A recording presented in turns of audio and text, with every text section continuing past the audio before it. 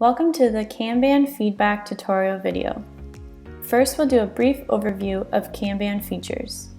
Previously in Function Point, tasks were in list view.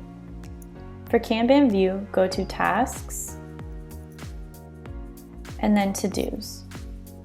Then go to the Display drop-down menu and click Board View. Here you can easily see your assigned tasks, your tasks in progress, and completed tasks. Or if you'd rather, you can sort your tasks by due date.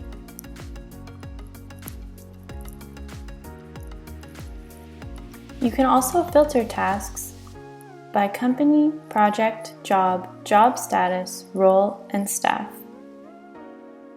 You can also easily edit a task by clicking on it, where you can edit the task name, task status, task priority, the start and due dates, estimated hours, who the task is assigned to, and also add comments and attachments. Now let's talk about how to submit feedback. A blue feedback tab is on the right side of your screen labeled Feedback. There are 3 ways in which you can submit feedback. Draw on the screen.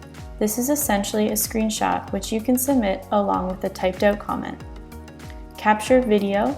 Record a video while explaining the issue or bug you want to fix or improve. This is a screen recording that also captures audio and is great for when your feedback is more detailed and covers multiple screens. And general feedback regarding overall feature performance. Once you take a picture or video, click Next and add your name, email address, and select a category for your feedback to fall under. Choosing a category for your feedback is very important for our development team to segment and address your feedback in a timely fashion.